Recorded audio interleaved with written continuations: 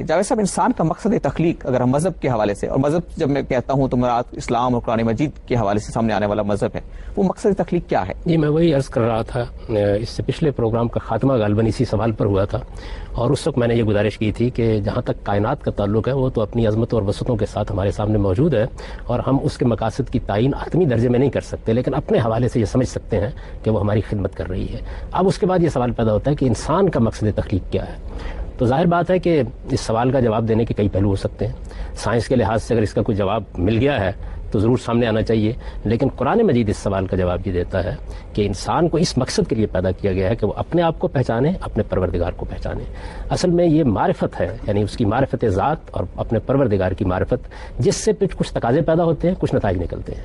ان تقاضوں اور ان نتائج کے لحاظ سے زندگی بسر کرنا یہ انسان کا مقصد تخلیق بن جاتا ہے۔ اس کو قرآن مجید نے ایک لفظ میں بیان کر دیا، وما خلقت الجن والانس الا لیعبدون، یعنی ہم نے انسانوں کو اور جنوں کو اس لیے پیدا کیا کہ وہ خدا کے بندے بن کر رہے۔ اس سے یہ معلوم ہو گیا کہ اصل میں یہ کائنات جو اس وقت ہمارے سامنے ہے یہ امتحان اور آزمائش کے لیے بنائی گئی ہے۔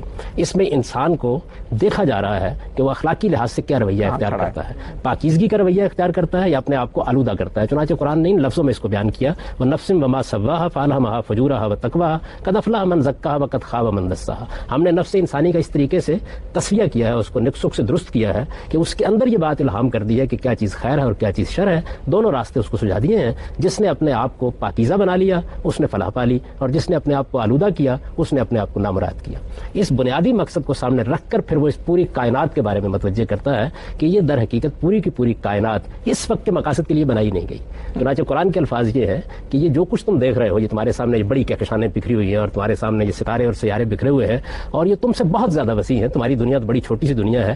یہ جو کائنات ہم نے بنائی ہے، ایک دن جس طریقے سے پروفیسر صاحب نے آپ کو پچھلے پروگرام میں بتایا تھا کہ ایک عظیم انفجار ہوا اور اس کے بعد یہ وجود میں آ گئی، قرآن خبر دیتا ہے کہ ایک اور انفجار ہونے والا ہے، اور اس انفجار کے بعد یوم تبدل الارض غیر الارض والسماوات، ہم اس زمین و آسمان کو ایک نئے زمین و آسمان میں بدل دیں گے۔ یعنی قرآن یہ نہیں کہتا کہ یہ فنا ہو جائے گی، وہ یہ کہتا ہے یہ ایک نئی صورت اختیار کر لے گی، اور جب یہ نئی صورت اختیار کرے گی تو اصل میں یہ جتنا تم بکھرا ہوا مادہ دیکھ رہے ہو، ہم اس کو جمع کر کے تمہارے لیے ایک ایسی دنیا بنائیں گے جس میں جو اربوں انسان اب تک آ چکے ہیں ان کے لیے ایک بادشاہی قائم کر دی جائے گی۔ یعنی آخرت کا تصور جو ہے وہ مل کے اس دنیا کے تصور سے، اس دنیا کے پورے تصور کو بیان کرتا ہے۔ اس پر وہ سوالات جو پروفیسر نے اٹھائے تھے، مثلا بچوں کی پیدائش کا مقصد کیا ہے، اسی طرح سے جانوروں کی پیدائش کا مقاصد کیا ہے، میں چاہتا ہوں کہ آپ ان کو موضوع بنائیں، میں آپ کو بتاؤں کہ قرآن اس کے بارے میں ہم مزید بات کریں گے۔ ڈاکٹر صاحب، ابھی جو بات ہوئی کہ اس کائنات کے تصور میں انسان جو ہے وہ مرکزیت کا حامل ہے، اور اسی کے حوالے سے اگر ہم غور کریں تو کائنات اس کی خدمت میں لگی رہتی ہے اور اس کے لیے ایک اسباب فراہم کرتی ہے۔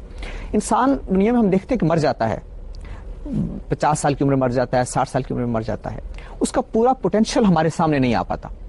تو کیا یہ خود اس بات کا تقاضا نہیں کرتا کہ ایسی دنیا کو مان لیا جائے جس میں انسان اپنے پورے پوٹینشیل کے ساتھ ظہور پذیر ہو؟ غامدی صاحب نے یہ کہا کہ یہ زندگی آزمائش کے لیے ہے اور اس کا انجام پھر ہمیں بعد میں پتہ چلے گا۔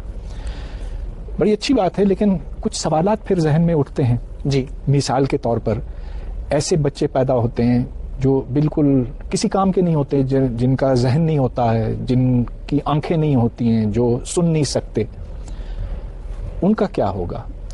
وہ بچے جو ایسے خاندان میں پیدا ہوتے ہیں جہاں صرف غربت ہے اور جہاں بد اخلاقی ہے، تو ان کو جو ماحول ملا ہے اس کے حساب سے پھر ان کے اعمال بھی ہوتے ہیں۔ چنانچہ یہاں پر اگر حالات اچھے ہیں ایک اچھا انسان پیدا کرنے کے واسطے، تو وہاں پر ایسے حالات ہیں جو انسان کو خراب کاموں کے اوپر مجبور کرتے ہیں۔ تو یہ امتحان کا تصور جو ہے بڑا مشکل ہے جب آپ اس کو، یعنی اگر آپ مزید کرے دیں اس کو جو اس طرح میں نہیں آتا۔ آپ کے خیال میں اس طرح کے سوالات جو ہیں اس بنیادی تصور کی نفی کرتے ہیں یا اس کی تائید نہیں کرتے؟ میں اسے عرض کر رہا ہوں کہ یہ ایک مخصوص تصور ہے جو ایک مخصوص سوچ سے تعلق رکھتا ہے۔ لیکن ہم چاہیں گے جاوید صاحب، آپ یہ جو سوال اٹھایا ڈاکٹر صاحب نے کہ اس طرح کے ڈسیبلڈ بچے پیدا ہوتے ہیں، وہ اس مجموعی تصور آزمائش سے پوری طرح منطبق نہیں ہوتا۔ جب آپ کائنات کا مطالعہ کرتے ہیں تو کیا سائنس جب ابتدا کرتی ہے کسی چیز کی تو سارے سوالوں کا جواب دے دیتی ہے؟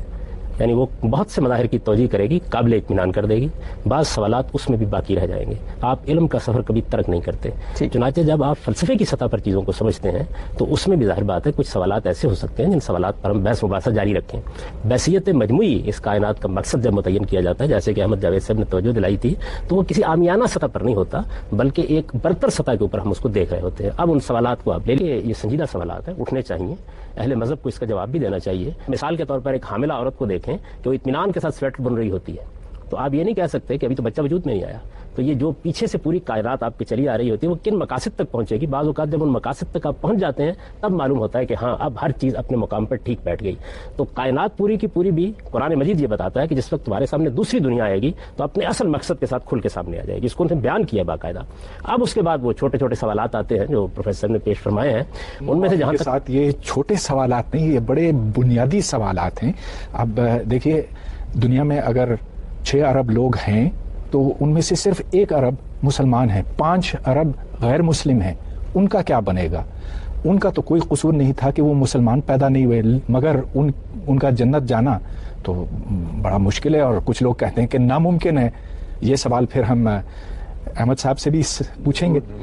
لیکن دیکھیے، بنیادی بات تو یہ ہے کہ میں نے تو یہ پسند نہیں کیا کہ میں اس مذہب میں پیدا ہوں یا اس مذہب میں یا اس ملک میں یا اس ملک میں.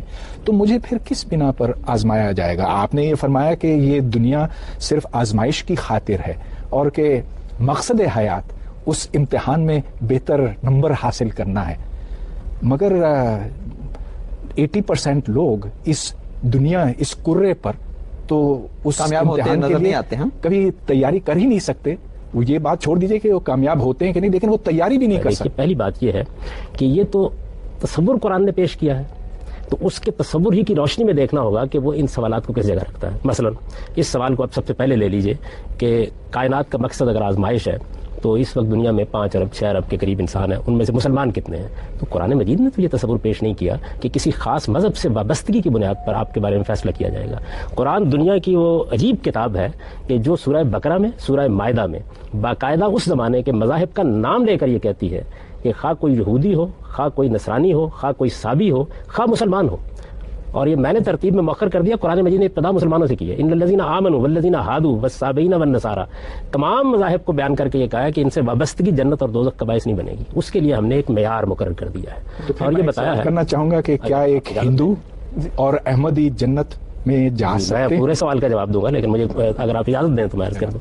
قرآن نے ایک معیار مقرر کر دیا، اور وہ معیار کیا بیان کیا؟ وہ معیار یہ بیان کیا ہے کہ اس کائنات کے خالق کی معرفت حاصل کر لی ہے کسی شخص نے، یعنی یہ جان لیا ہے کہ اس کائنات کا ایک پروردگار ہے. اسی آیت میں دیکھیے بیان کر دیا اس کو. دوسرے یہ کہ کیا وہ اس نتیجے تک پہنچ گیا اور اس حقیقت کو اس نے تسلیم کر لیا کہ اسے ایک دن اس پروردگار کے سامنے جواب دہ ہونا ہے. اور جواب دہی کی بنیاد بیان کی ہے، اور وہ کیا ہے؟ خلق الموت والحیات لیبلوکم ایکم احسن عملا، یعنی اچھا عمل. اور یہ بتا دیا کہ اس کا شعور ہم نے تمہارے اندر رکھا ہے. یہ تو انسان کی فطرت میں ودیت کی گئی ہیں، وہ ذرا غور و فکر سے اس کو سمجھ سکتا ہے. یہ وہ چیزیں ہیں کہ جن کی تاریخ وہ لے کر آیا ہے، جس پر ان کا وجدان گواہی دیتا ہے، جس کی تصدیق انبیاء علیہ السلام کی پوری تاریخ نے ہمیشہ کی ہے، جس کے حق میں تجرباتی شواہد فراہم ہو چکے ہیں. یہ قرآن کہتا ہے. پھر وہ یہ کہتا ہے کہ ان چیزوں کی بنیاد پر آپ کا محاسبہ ہوگا اور ان کی بنیاد پر آپ کے لیے جنت اور دوزخ کا فیصلہ کیا جائے گا. اب اس کے بعد یہ بات رہ گئی کہ فرض کر لیجئے کہ ایک شخص ایک ہندو کے گھر میں پیدا ہوا ہے، ایک بدھ کے گھر میں پیدا ہوا ہے، کسی اور گھر میں کسی اور مذہب کے ماننے والے. قرآن مجید نے یہ معیار بتا دیا. اب اس معیار کے بعد اس کے سامنے مختلف حقائق آتے ہیں. بنیادی معیار یہ ہے، اس کے بعد مختلف حقائق آتے ہیں. ان کے بارے میں وہ کیا رویہ اختیار کرتا ہے؟ مثال کے طور پر ایک مسلمان ہے، اس مسلمان نے خدا کو بھی مان لیا، اس نے آخرت کو بھی مان لیا، جواب دہی کے احساس سے زندگی بسر کر رہا ہے، قتل کا ارتکاب کر دیتا ہے. تو قرآن مجید یہ کہتا ہے کہ اتنا بڑا جرم ہے کہ جس کی بنیاد پر اس کو جہنم کی سزا دے دی جائے گی. تو اب جرائم ہیں جو زیر بحث آتے ہیں، انہی جرائم میں سے ایک بڑا جرم یہ بھی ہے کہ آپ پر یہ بات واضح ہو گئی، یعنی ایک ہندو پر واضح ہو گئی، ایک مسیحی پر واضح ہو گئی کہ سیدنا موسیٰ علیہ السلام خدا کے سچے پیغمبر تھے. حق انہوں نے بیان کیا، ٹھیک بات بیان کی، خدا کے سفیر تھے، میں اس کے باوجود نہیں مانتا. اس کو قرآن جرم قرار دیتا ہے، یعنی جرائم کی فہرست میں میں نے یہی معاملہ محمد الرسول اللہ کے بارے میں ہوگا. قرآن نے اس چیز کو بنیاد نہیں بنایا، بنیاد انہی تینوں حقیقتوں کو بنایا ہے. اس کے بعد جرائم بتائے ہیں کہ قتل کر دو گے تو ان چیزوں پہ عمل پیرا ہونے کے باوجود تمہارے لیے سزا کا فیصلہ ہو سکتا ہے. خدا کے سچے پیغمبر کو سچا سمجھ کر مان کر اس کا انکار کر دو گے، ایک جرم ہے، ایک بڑا جرم ہے. جو اللہ تعالیٰ قرآن مجید نے یہود پر جب اتمام حجت کیا ہے سورہ بقرہ میں، تو دلیل کیا دی ہے؟ دلیل یہ دی ہے کہ تم نے پہچان لیا اس کو، یعرفونہ کما یعرفون ابناءہم، تم تو اس طرح اس پیغمبر کو جانتے اور پہچانتے ہو جس طرح کہ اپنے بچوں کو جانتے اور پہچانتے ہو، اس کے باوجود انکار کرتا ہے آدمی تو وہ مجرم ہے. اور میرے نزدیک وہ ایسا ہی مجرم ہے جس طریقے سے آپ یہ جان گئے بہت اچھی طرح سے کہ زمین سورج کے گرد گھومتی ہے اور آپ اس حقیقت کا اعتراف نہیں کرتے، لیکن آپ نہیں جانتے تو آپ مواخذے میں بھی نہیں ہیں. جانے بغیر مواخذے کی بنیاد صرف ہوتی ہے. ابھی ایک بات جو جاوید صاحب کی بات جہاں سے پھوٹی وہ ایک تصور کائنات سے پھوٹی. محمد حسن عسکری صاحب کا ایک نقطہ نظر ہے کہ یہ جو تصور کائنات ہے، اگر ویسٹ میں عیسائیوں کے ہاں یہ مسئلہ بنا تو اس کی وجہ یہ تھی کہ ان کا مذہب ایک تصور کائنات دیتا تھا. اسلام کا انحصار کسی تصور کائنات پر نہیں ہے. جب آپ تصور کائنات پر رکھیں گے تو سائنس کے ساتھ متصادم ہوں گے. آپ اس اسٹیٹمنٹ سے اتفاق کرتے ہیں؟ کہ دیکھیں، مقصد وہ شے کبھی مقصد سے خالی نہیں ہو سکتی جو صاحب شعور ہو. یعنی میرے اندر شعور کی موجودگی میرے لیے مقصدیت کو خود بخود ثابت کرتا ہے. تو اب یہ الگ بات ہے کہ میں اس مقصد کو جو میرا شعور مجھ پہ لازم کرتا ہے، اس مقصد کو اپنے خالق کی طرف سے ودیت کردہ مانوں یا اپنے شعور کے میکینزم کا ایک لازمہ اور ضروری تقاضا سمجھوں. تو اس معنی میں جیسے مذہبی مقصد کی تو نشاندہی ہو گئی. میں ایک اور اینگل سے بات عرض کرنا چاہ رہا تھا کہ قرآن شریف جو تصور زندگی دیتا ہے، یعنی انسانی زندگی کا جو تصور دیتا ہے، اس کے دو فیزز واضح طور پر الگ الگ کرتا ہے، دنیا اور آخرت. تو انسان کی دو جو ہیں وہ سمجھیں کہ اسٹیٹس آف بینگ ہیں، دو اس کے اسپینز ہیں جس میں اس کی ایک زندگی گزرتی ہے ایک شخصیت کے ساتھ. تو جس طرح میں نہ چاہتے ہوئے بھی مطلب اگر نظریہ ارتقاء سے مدد لوں ہود بھائی تک اپنی بات صحیح صورت میں پہنچانے کے لیے، تو وہ یہ ہے کہ جس طرح ہم نے یہاں اپنا ہونا کوالیفائی کیا ہے ایک سروائیول سے کہ وہ مطلب ایک اس کے اصول پر، تو اسی طرح آخرت میں بھی موجود ہونا کوالیفائی کرنا پڑے گا. ٹھیک ہے نا، یہ نیچرل ہے. اور فطرت کے بعض قوانین ایسے ہوتے ہیں جو زندگی سے متعلق ہیں، وہ دنیا اور آخرت میں یکساں ہیں. تو وہاں کے لیے کوالیفائی کرنے کا دوسرا نام ہے آزمائش، کہ یہ دنیا آزمائش کی جگہ ہے. ایک آزمائش تم پر دکھا دی گئی ہے، یعنی تمہارے تجربے سے گزار دی گئی ہے، اور دوسری آزمائش کا نتیجہ تمہیں مل جائے گا. اب اس میں پرویز ہود بھائی صاحب ایک چیز پہ بہت زور دے رہے تھے، اور شاید ابھی تک وہ اگر انہیں موقع ملے تو وہ سوال دہرائیں گے بھی. میں ایک چیز واضح کرنا چاہتا ہوں، کیونکہ اب سائنس کا روب اتنا پڑ گیا ہے کہ مذہبی فکر اپنے آپ کو سائنسی ذہن کے لیے قابل قبول بنانے کی مہم میں لگ گئی ہے. میں اس پوری اپروچ کے بہت خلاف ہوں.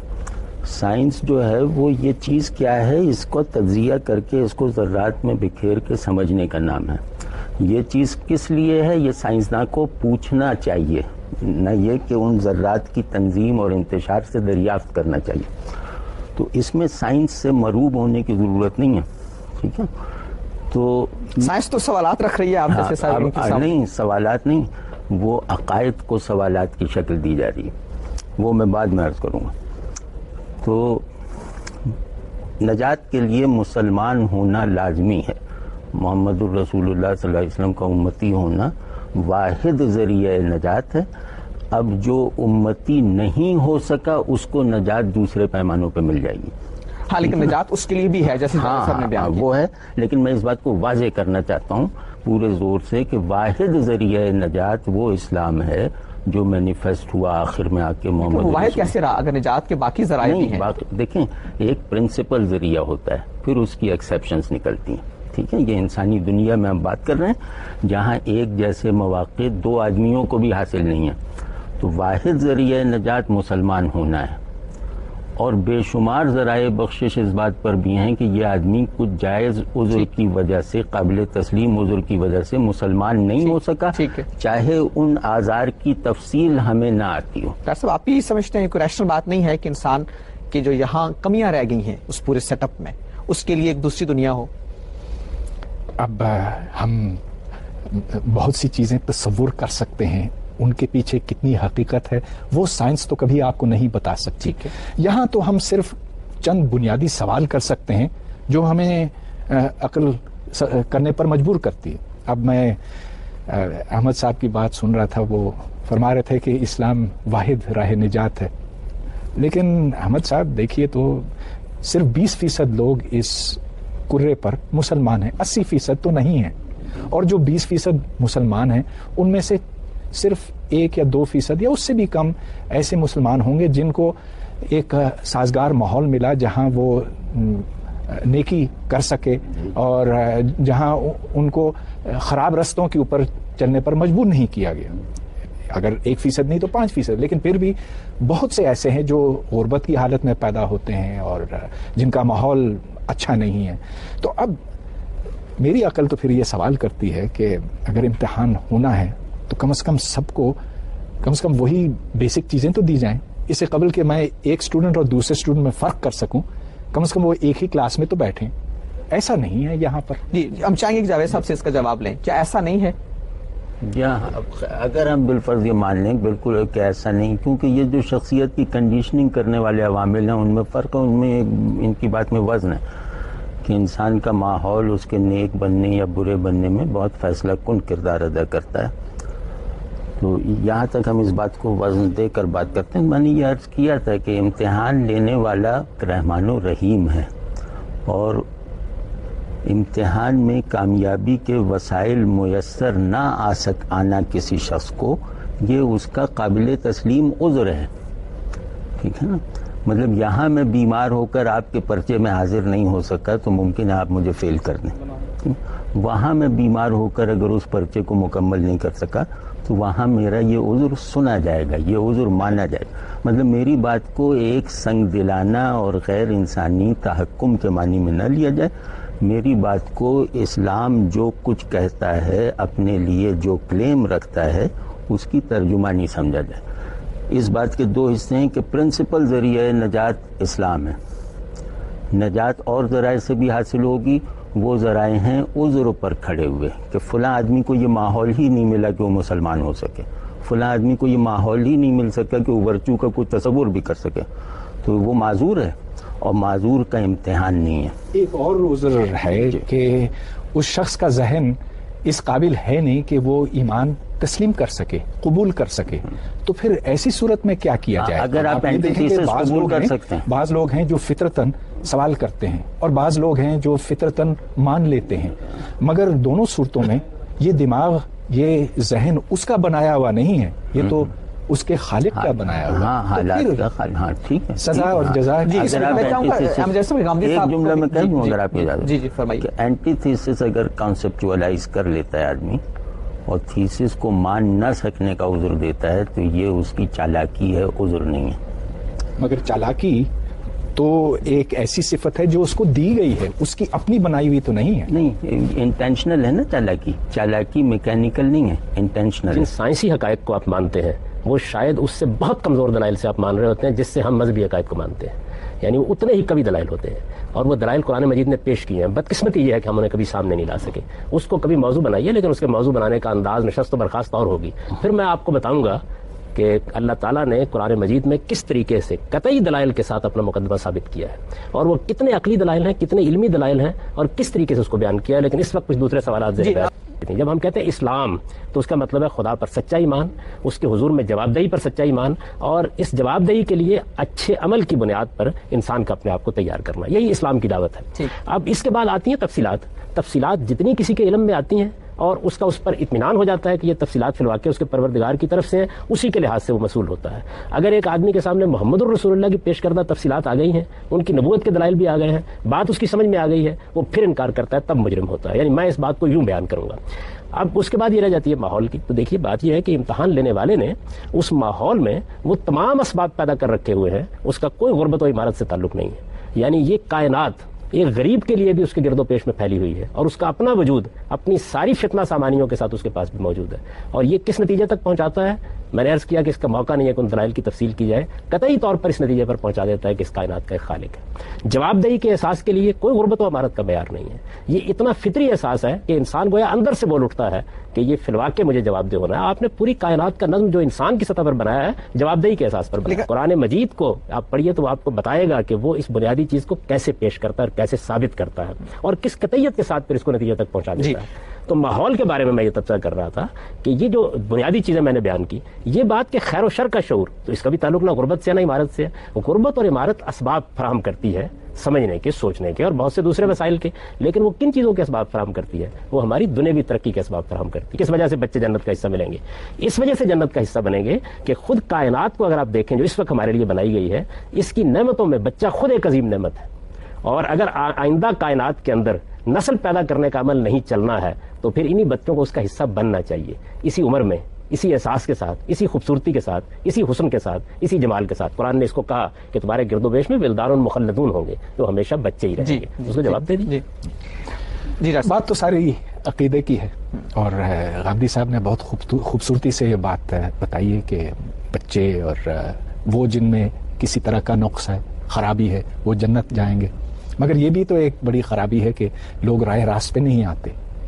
تو اب یہ ان کا قصور تو نہیں ہے، یہ تو ان کے دماغوں میں پہلے سے ڈالا گیا. ہم جانتے ہیں کہ ہم اپنی جینز بتا رہے ہیں کہ جی اچھا، ہم اپنی جینز اور اپنے ماحول کا نتیجہ ہیں. ہمیں ورثے میں جو کچھ ملتا ہے اس کا جو مولیکولر سٹرکچر ہے وہ طے کرتا ہے کہ بالوں کا رنگ کیا ہوگا، کہ شکل کی کیا فیچر، وہ جینز مجرم کی ہیں، عالم کی ہیں، وہ اس کے اندر موجود ہیں پہلے سے، کہ دماغ کیسا ہوگا، کیا یہ ریاضی کے قابل ہوگا، کیا یہ سوال جواب کرنے والا ذہن ہوگا یا تسلیم کرنے والا ہوگا. تو اس میں تو ہم نے اپنی مرضی سے کوئی چیز پسند نہیں کی اور نہ ہی ہم نے اپنے ماحول کو چنا. ہم نے کبھی یہ نہیں فیصلہ کیا پیدائش سے پہلے کہ ہمیں مسلمان پیدا ہونا ہے، ہندو پیدا ہونا ہے، یہ پیدا ہونا ہے، وہ پیدا ہونا ہے، یا اس ملک میں یا اس ملک میں یا اس خاندان میں یا اس خاندان میں. گو کہ یہ چیزیں طے کرتی ہیں جینز کے ساتھ ساتھ جو ہمیں ورثے میں ملتی ہیں کہ یہ آدمی اچھا ہوگا یا برا ہوگا. تو میں غامدی صاحب کی بات سے بڑا خوش ہوں کہ بچوں کو اور معذوروں کو اور رعایت ملے گی. ہاں، ان کو جنت بھیجا جائے گا، تو پھر اور تمام لوگوں کو بھی جنت بھیجا جائے اسی دلیل کے تحت. جی احمد جاوید صاحب، مجھے آپ اجازت دیجیے گا کہ اصل میں بات یہ ہے کہ اب ایک اور اچھا سوال ہے اور مجھے اس پر بھی کچھ گزارشات پیش کرنی ہے اگر آپ اجازت دیں. دیکھیے بات یہ ہے کہ پروفیسر نے جو بات کہی ہے اس کے بھی دو حصے ہیں. ایک چیز یہ ہے کہ آپ کی جینز میں کیا چیزیں ہیں، وہ آپ کی صلاحیتیں ہیں، یعنی آپ کے اندر صلاحیتیں کیا ہوں گی. ایک آدمی کو ریاضی دان بننا ہے، ایک آدمی کو انجینئر بننا ہے، ایک میں شاعرانہ خصوصیات ہیں، ایک زیادہ سوالات کرنے والا ہے، ایک آدمی چیزوں کے مجرم بننے کی بھی تو جینس ہوتی ہے. دیکھیے بات یہ مجرم بننے کی کوئی جینس نہیں ہوتی. اصل میں بات یہ ہے، میں عرض کرتا ہوں جس کو آپ مجرم جس نتیجے کو کہتے ہیں وہ کیا چیز ہے. اصل میں بات یہ ہے کہ آپ کے اندر جو انسان کی صلاحیتیں رکھی گئی ہیں، ان صلاحیتوں کے اندر وہ چیز موجود ہوتی ہے کہ مثلا ایک آدمی میں اشتعال کا پہلو زیادہ ہوگا، اصل میں ایک آدمی کے اندر تاثر قبول کرنے کا پہلو زیادہ ہوگا. یہ صلاحیتیں ہیں، ان کو آپ جس وقت شعور کی آنکھ کھولتے ہیں تو اپنے ماحول کے ذریعے سے مزید پالش کرتے ہیں. اس کے نتیجے میں مجرم بھی بن جاتا ہے اور وہی اشتعال کے ساتھ الجھ جانے والا آدمی جو ہے وہ ایک عظیم مجاہد بھی بن جاتا ہے. دنیا کے اندر ہزاروں مثالیں ہم پیش کر سکتے ہیں. غریب ترین گھرانے میں آدمی پیدا ہوا اور آپ دیکھیے کہ اس نے کیا کارنامے دکھا دیے. میں مذہب کے حوالے سے بات کر رہا ہوں. ایک آدمی پیدا ہوا ایسے گھرانے میں جہاں کوئی اسباب موجود نہیں تھے. میں اپنی زندگی آپ کے سامنے پیش کرتا ہوں اور میں آپ سے عرض کرتا ہوں کہ آپ اس میں کہیں اسباب تلاش نہیں کر سکتے جو زندگی اب میں اختیار کیے ہوئے ہوں. لیکن وہ تمام چیزیں جتنی ہیں انسان کے اندر ارادے اور شعور کی بڑی قوت دی گئی ہے. مجرم بننا ایک الگ عمل ہے، وہ بنے گا اپنی صلاحیتوں کے استعمال کے نتیجے میں. البتہ صلاحیتوں میں بعض ایسی چیزیں موجود ہیں کہ مثلا ایک آدمی مثال کے طور پر زیادہ غصہ ور ہے اور ایک آدمی زیادہ جلد باز ہے اور ایک آدمی بہت ٹھنڈے طریقے سے کام کرنے والا ہے. یہ صلاحیتیں جو آپ کی جینس کے اندر دی گئی ہیں، ایسا نہیں ہے کسی آدمی کو قاتل بنا کے رکھیں. مگر غریب بستیوں میں عام طور پہ زیادہ جرائم پائے جاتے ہیں، ایسا کیوں ہوتا؟ امیروں میں بھی بہت جرائم پائے جاتے ہیں. اگر آپ اسٹیٹسٹیکلی دیکھیں تو تعداد ایسی بستیوں میں جہاں غربت ہے، افلاس ہے اور زندگی کی ضروریات میسر نہیں ہے، وہاں جرائم بہت زیادہ ہوتے ہیں. یہ ایک حقیقت ہے. مجھے اجازت دیجیے میں آپ سے عرض کروں، ہمارے دیہات انتہائی غریب سے، میں ایک دیہاتی آدمی ہوں. ہمارے دیہات میں ان دیہاتوں میں انتہائی غریب لوگ بستے تھے. ان انتہائی غریب لوگوں کے جرائم کی شرح انتہائی کم تھی. ہمارے دیہات پرسکون دیہات تھے، ان کی تہذیب اور ان کی معاشرت مثالی تھی، لوگوں کے پاس بعض اوقات محض پیاز سے روٹی کھانے کے اسباب میسر ہوتے تھے، تب بھی وہ اعلیٰ اخلاقیات پر زندگی بسر کرتے تھے۔ شہر ہم نے بنائے، شہر بنانے کے بعد ہم نے انسان کے لیے کچھ مسائل پیدا کیے ہیں۔ اب ان مسائل کے اندر اگر فرض کر لیجئے کہ ہم نے انسان کے سماج کو اور اس کی نفسیات کو ملحوظ نہیں رکھا اور دنیا کو ایک ایسا رخ دے دیا ہے، اور اس میں سائنس نے بڑا کردار ادا کیا ہے، سائنس بڑی نعمت ہے لیکن ظاہر انسان کے ہاتھ میں ہے، بڑا کردار ادا کیا ہے، اس سے ماحول میں کچھ خرابیاں پیدا ہوئی ہیں جو آپ کو شہروں میں بعض موقعوں کے اوپر اس طرح نظر آتی ہیں۔ لیکن اس کے ساتھ آپ دیکھیے امیر گرانوں میں کوئی اسباب و وجوہ نہیں ہوں گے، اس کے باوجود آپ دیکھیں جرائم پیشہ لوگ وہاں بھی پیدا ہو جاتے ہیں۔ تو زیادہ سے زیادہ آپ یہ کہہ سکتے ہیں کہ انسان بعض اوقات خود اپنے پاؤں پر کلہاڑی مارتا ہے اور اپنے ماحول اور اسباب کے اندر ایسی خرابیاں پیدا کر دیتا ہے۔ اگر انسان ایسا کرتا ہے تو خدا اس کی رعایت دے گا۔ اس کو احمد جاوید صاحب نے بیان کیا۔ لیکن ایک بات میں کرنا چاہوں گا ڈاکٹر صاحب، ہم چاہیں گے ایک وقفے کے بعد گفتگو کو جاری رکھیں، حاضر ہوتے ہیں تھوڑی دیر کے بعد۔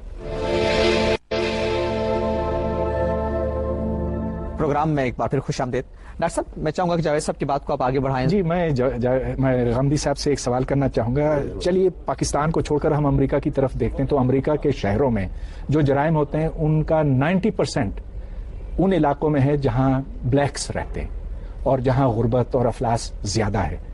اب اگر ایک بچہ اس ماحول میں پیدا ہوتا ہے تو کیا یہ اس کا قصور ہے؟ کیا جب وہ مجرم بنتا ہے تو ہمیں اس بچے کو قصوروار ٹھہرانا چاہیے یا اس کے ماحول کو؟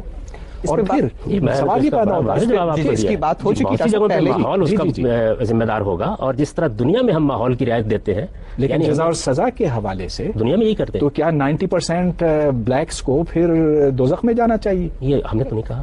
دیکھیے بات یہ، اس دنیا میں ہم کیا کرتے ہیں، ہم عدالت لگاتے ہیں، اس میں مجرم ہمارے سامنے آتا ہے، وہ غریب علاقے سے بھی آتا ہے، امیر علاقے سے بھی آتا ہے، کس اصول پر فیصلے کرتے ہیں؟ لیکن زیادہ غریب علاقوں سے آتا ہے نا، لیکن اس کے باوجود ہمیں جرم کی سزا دینا ہوتی ہے، تو ہم معاف بھی کرتے ہیں، ہم ماحول کا لحاظ رکھتے ہیں، ہم ماحول کا لحاظ بھی کرتے ہیں۔ آپ دیکھیں کہ قرآن مجید نے جب دنیا کے قانون کو بیان کیا تو ماحول کا لحاظ کیا۔ مثلا میں آپ کو مثال دیتا ہوں، قرآن نے یہ کہا کہ بدکاری کی سزا دی جائے گی، اس کے بعد قرآن نے یہ بتایا کہ یہاں ایسی خواتین موجود ہیں، خاص طور پر لونڈیاں اس معاشرے میں موجود تھیں جن کی اخلاقی تربیت نہیں ہوئی، جن کو مناسب ماحول میسر نہیں آیا، ان سے اگر بدکاری کا ارتکاب ہو جاتا ہے تو سزا نہیں دی جائے گی، کہا نا قرآن مجید نے۔ تو جب وہ دنیا میں اس قانون کو ملحوظ رکھتا ہے تو آخرت میں کیوں نہیں رکھے گا؟ لہٰذا جب کسی آدمی کو آپ نے یا میں نے، آپ اور میں سے مراد انسان ہے، غلط ماحول میسر کر دیا ہے تو امتحان لینے والا اس کے عذر کو تسلیم کرتا ہے اور اس کو رعایت دیتا ہے۔ بالکل یہی آخرت میں بالکل مانا جائے گا، آج میں اس کا عذر مانا جائے گا۔ اس کو قرآن نے بیان کیا، میں نے آپ کو مثال دی۔ یہ تو اللہ تعالیٰ فیصلہ کرے گا، آپ اپنی طرف سے کیسے کہہ سکتے ہیں؟ لیکن میرے پاس اللہ کی کتاب موجود ہے، وہ مجھے بتا رہی ہے۔ آپ اسے ایک مطلب نکال رہے ہیں،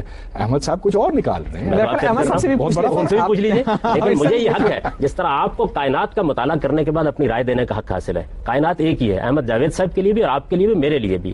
آپ اس کا مطالعہ کرتے ہیں اور مجھے سائنسی اصولوں سے واقف کرتے ہیں، لیکن اسی طرح قرآن بھی آپ کے لیے بھی ہے، میرے لیے بھی، احمد جاوید صاحب کے لیے بھی ہے، اور مجھے اس کا مطالعہ کر کے اپنا حاصل مطالعہ پیش کرنے کا حق ہے، آپ کو اپنا حاصل۔ لیکن ایک بڑا بنیادی فرق ہے۔ جی، scientific method is the big difference that Pervez is talking about۔ جب پرویز اور میں اگر کسی سائنٹسٹ کے طور پہ اگر کسی نقطے پہ اگر ہم ایگری نہیں کرتے تو ہم آبزرویشن ایکسپیریمنٹ کے ذریعے ہم میں سے ایک کو پھر پیچھے ہٹنا پڑے گا، اور یہ میتھڈ جو ہے نا، اسی وجہ سے سائنس اتنا تیزی سے ترقی کر رہی ہے، اور یہ میتھڈ جو ہے یہ مذہب میں اور دوسری چیزوں میں اپلیکیبل نہیں ہے۔ نہیں، ہم مذہب میں بھی یہی اختیار کرتے ہیں، یعنی قرآن مجید کے بارے میں ایک مفکر ایک نقطہ نظر بیان کرتا ہے، اپنے دلائل دیتا ہے، میں اس کی تردید کر کے اس کے دلائل کی نفی کر دیتا ہوں، اگر ایسا ہوتا اس کے بعد دنیا قبول بھی کرتی ہے، مانتی بھی۔ اگر ایسا ہوتا تو پھر انٹرپریٹیشن میں بھی ایک سے زیادہ نقطہ نظر ہے۔ ہاں، لیکن اگر متصادم ہے، ہاں بالکل، اگر ایسا ہوتا تو اتنے سیکٹس اور اتنے ریلیجنز نہیں ہوتے۔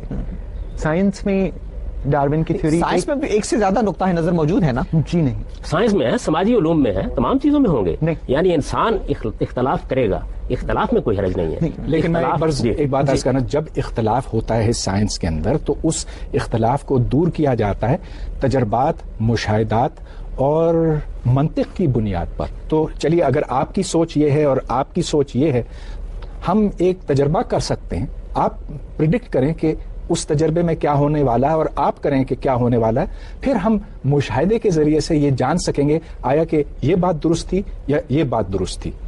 تو اس کو ایکسپیریمنٹل میتھڈ، سائنٹیفک میتھڈ کہتے ہیں۔ اس میں بنیادی بات تشکیک کی ہے، یو کوسچن ایوری تھنگ، یہ آپ مذہب میں نہیں کر سکتے۔ نہیں کر سکتے، بالکل کرتے ہیں۔ دیکھیے بات یہ ہے کہ ہمارے ذہن میں ایک سوال پیدا ہوتا ہے، ہم قرآن مجید کی طرف رجوع کرتے ہیں جیسے ایک سائنٹسٹ کائنات کی طرف رجوع کرتا ہے جس طرح سوال اس کے ذہن میں پیدا ہوتا ہے ایسے یہاں بھی پیدا ہوتا ہے. اس سوال کے بارے میں بہت سے اعتراضات پیدا ہو جاتے ہیں, غور کرتے ہیں, اور اس کے بعد جس طریقے سے آپ وہاں پر چیز کا مشاہدہ کریں گے, تجربہ کر کے دکھا دیں گے, بالکل اسی طرح جب آپ کسی کتاب سے کوئی چیز عکس کر رہے ہوتے ہیں تو اس کے بھی اصول ہیں. آپ اس کی زبان کو دیکھیں گے, آپ اس کے بیان کو دیکھیں گے, آپ جملے کو دیکھیں گے, آپ سیاق و سباق کو دیکھیں گے, آپ اس کے پس منظر کو جانیں گے, اس کے بعد آپ رائے قائم کرتے ہیں.